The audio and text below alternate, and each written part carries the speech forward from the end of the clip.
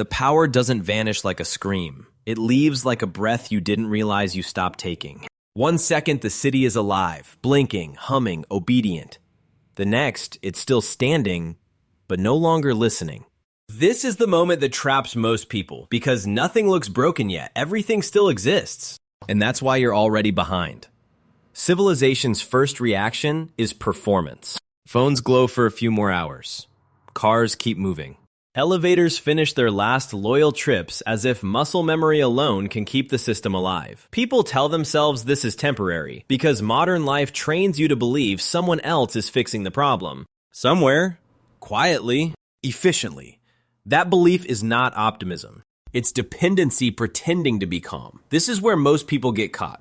Not in the dark, but in the delay between cause and consequence. Refrigerators hum until they don't. Water still flows because gravity hasn't gotten the memo yet. Credit cards still swipe because dead systems don't always collapse politely. The city feels injured, not terminal. That illusion buys time, and time gets wasted faster than food. Remember this, the first week isn't about survival. It's about denial. People wait instead of move. They scroll instead of plan. They argue about explanations instead of outcomes. Waiting feels safe because action admits reality, and reality is expensive. Every hour you delay is an hour you'll later try to steal back under worse conditions. By day 3, the sound changes. Not louder, sharper. Traffic thins, not because fuel is gone, but because coordination is. Traffic lights freeze mid-command. Intersections stop being neutral. They start choosing. Horns replace rules. The city's rhythm fractures into short, aggressive bursts, like animals relearning space without fences. The problem isn't darkness, it's silence where instructions used to be. No updates, no official voice, just rumors moving faster than facts ever could. Someone heard the grid is coming back. Someone else heard it's sabotage. Both stories are wrong, and both are dangerous. Because belief becomes behavior long before truth arrives. And it gets worse. By the end of the week, food stops being food and becomes a clock. Meat rots first, then dairy, then patience. Trash piles grow warm and loud. Smells linger longer than they should. Rats arrive early because they understand collapsing systems better than humans ever did. Decay doesn't announce itself, it accumulates.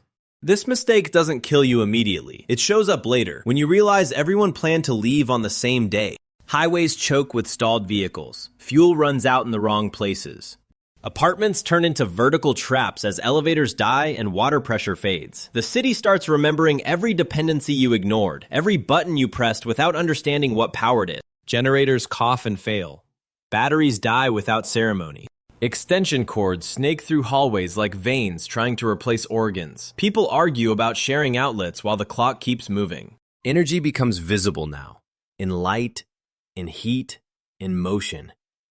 And anything visible can be measured, followed, taken.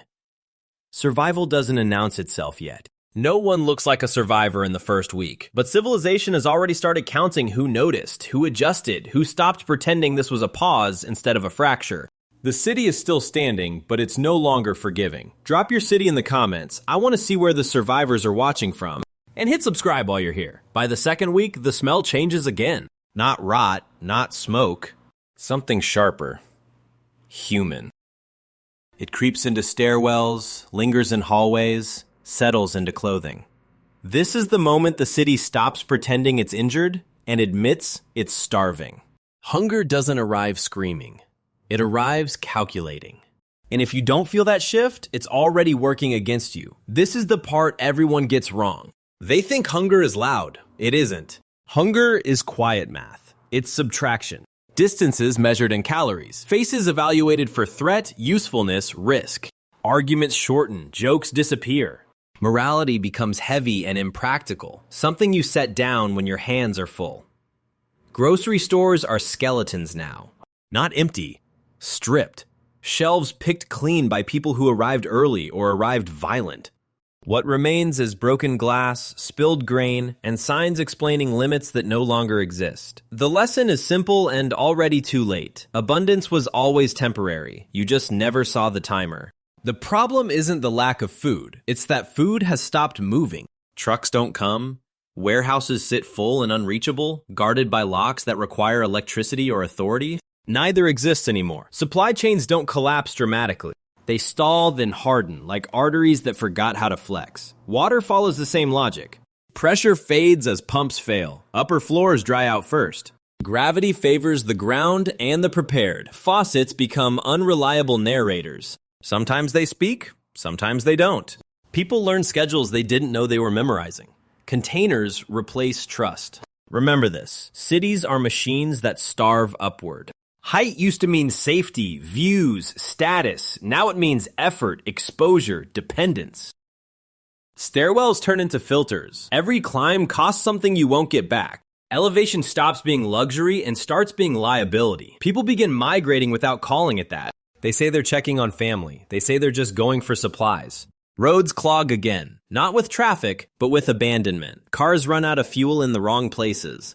Intersections become parking lots of regret. The city fills with obstacles shaped like bad decisions. This is where it turns lethal. Emergency services don't collapse loudly.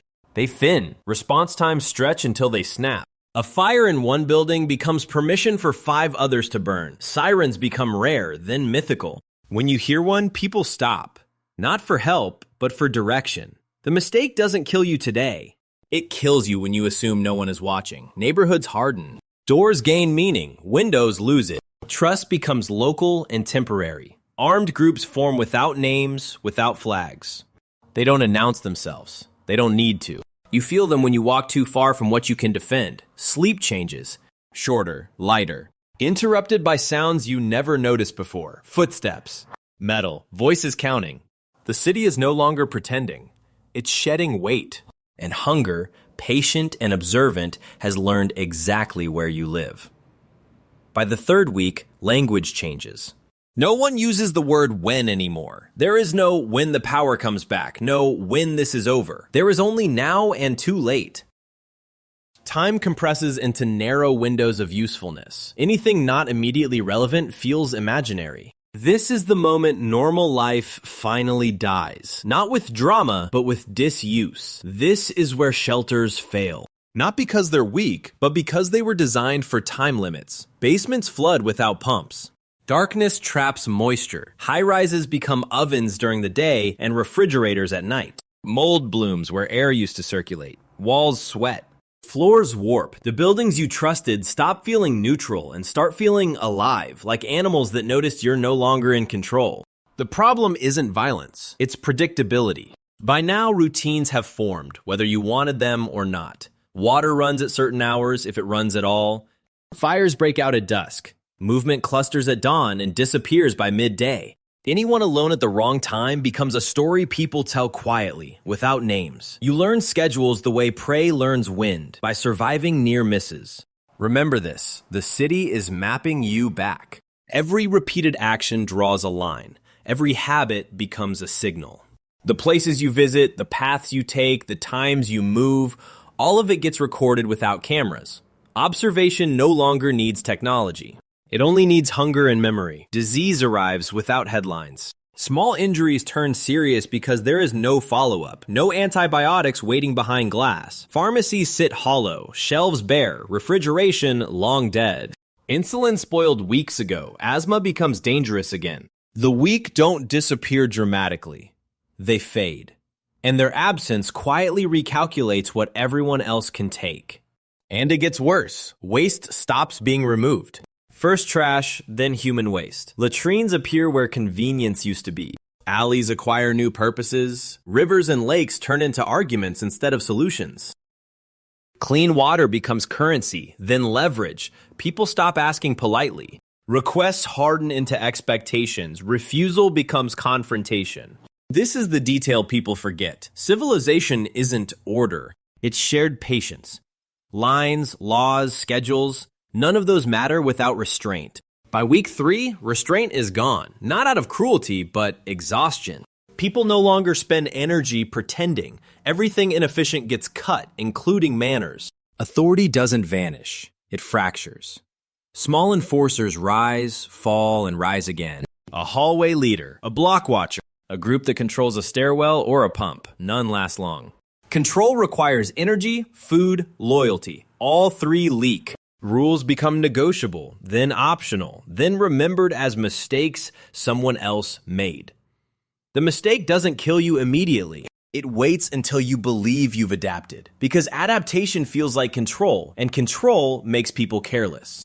By the end of the third week, survival isn't dramatic. It's procedural. You do fewer things. You carry less. You speak only when necessary. The city has stopped being a place. It's a filter, and it's still watching who repeats mistakes. By the fourth week, the blackout stops being an event. It becomes the environment. No one marks days anymore. There's no reference point left to compare against. This is the stage where people stop waiting for change and start adapting to permanence. The absence of power no longer feels temporary. It feels structural, like weather you don't expect to clear. This is where most people make a fatal assumption. They think no power means no power. That mistake is expensive. Electricity is gone, but control isn't. It has simply shed its wires and screens. Power now takes forms that don't flicker. Food storage, water access, manpower, memory. The people who planned quietly are visible now. Not because they dominate, but because nothing around them looks desperate. The problem isn't chaos, it's consolidation. Small groups disappear without drama. They don't get wiped out. They get absorbed, merged, reassigned. One building answers to another. One street trades access for protection. You don't vote your way into this structure. You drift into it because resistance costs calories you don't have and injuries you can't treat. Remember this. Authority always returns faster than comfort. Rules reappear without ceremony. Curfews exist without clocks. Boundaries exist without signs. Consequences arrive without warnings. Someone controls the well. Someone controls the stairwell. Someone keeps track of who eats first and who waits. None of them call it leadership because leadership invites challenge. And it gets worse. Once power stabilizes, punishment follows. Not out of cruelty, but efficiency. Theft is addressed quickly. Noise is corrected. Disobedience is discouraged before it spreads. Outsiders are measured, then redirected or removed. The city no longer tolerates unpredictability. Uncertainty wastes resources. This is where it turns lethal. People who survived by staying invisible begin to struggle. Neutrality looks like weakness now. Silence looks like refusal. You are noticed not by what you do, but by what you don't contribute. Participation becomes mandatory, even if no one says it out loud. The mistake doesn't kill you immediately. It waits until order settles in. Violence becomes rare but decisive. No crowds. No warnings. Just absence.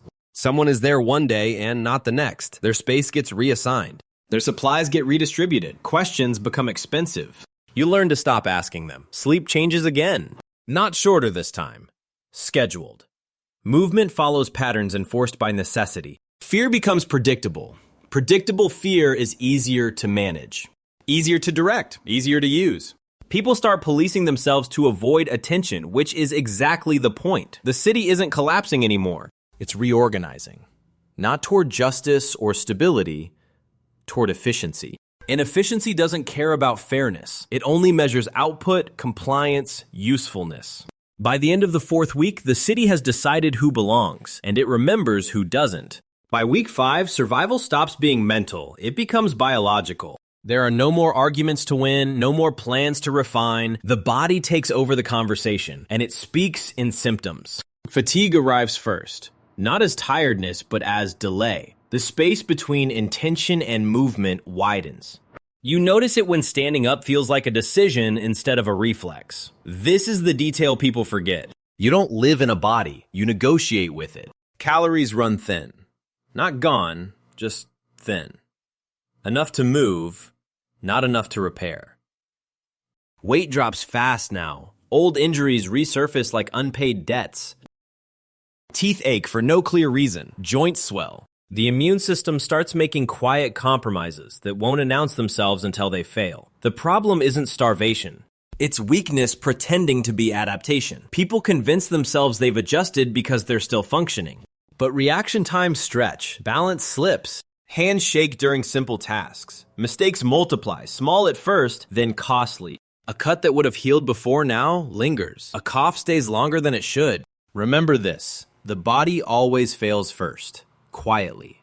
The mind will keep lying to you long after the body has started giving up. You'll feel fine right up until coordination disappears. Right up until the fever spikes. Right up until standing costs more than you have left. Clean water defines hierarchy now, not weapons, not numbers. Hydration decides who can think clearly and who makes desperate choices.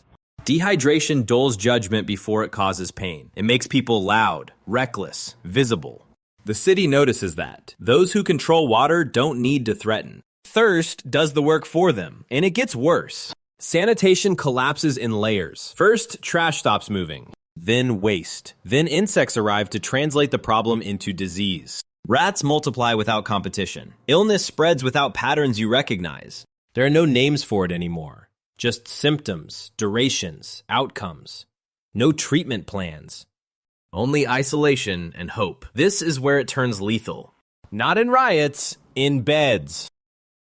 In corners, in people who sit down just for a moment and don't stand up again. Bodies become warnings others step around. You stop counting the dead because counting implies control, and control is gone. Absence becomes background noise. The mistake doesn't kill you today.